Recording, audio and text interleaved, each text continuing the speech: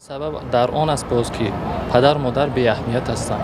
اگر که همین پدر و مادر فرزند خود را در یک چه میگن معیار معین اگر داشته باشد، هر روزه و یا پرس و پاس کند، همون بیگاه که آمد به خانه روزنامه و یا اقلا نگاه کند، من خود همچون آموزگار این چیزا برای چی میگم، اکثریت من روزنامه های خواننده به امضای پدر و مادر است. از چی نشان میدهد؟ از روی آنی که به اهمیتی نسبت تعلیم و تربیت فرزند است. هیچ گپ نیست، پروسه برای یک تیفزنی و برای یک گپی که معنی نداره با همون خود جنگ میشه.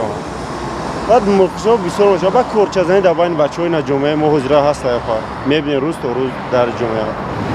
خیلی پشت دختر مثال ایش میگه که ایش عروسی مای، ایش میگه که نه ای مای با بین همین مثال کورچکشی میشه، مثال جنگ میشه برای محلچگیشون مثال میگن اگه گپ بینشون میشه کلوبی یا که یانگوس گفتن از همین سبب هم جنگی شدن آنها ممکن.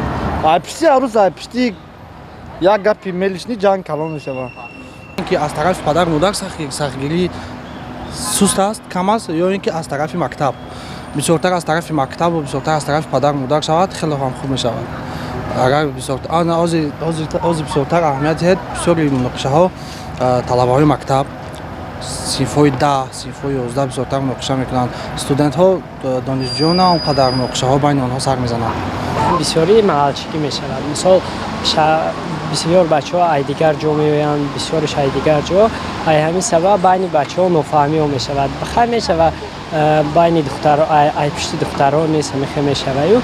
یکی بسیاریش این خودنشانتی است، همش قریب خودنشانتی است بین بچه ها. یعنی یکی کفتت میرسه خودش نشون میتید، میگه من زورم این زورای به همین میشه جنگ. این یک خیلی همین کفتش که رسید خیلی میبخشی تو زوری گویی بروی همش تین میشه دیگه ساز همه. یکی بسیاری ها همیره نمیفهمن، خودشون نشون میتید پیش دخترها در پیش معلم ها در میخوان خودشون یک تیم کنن.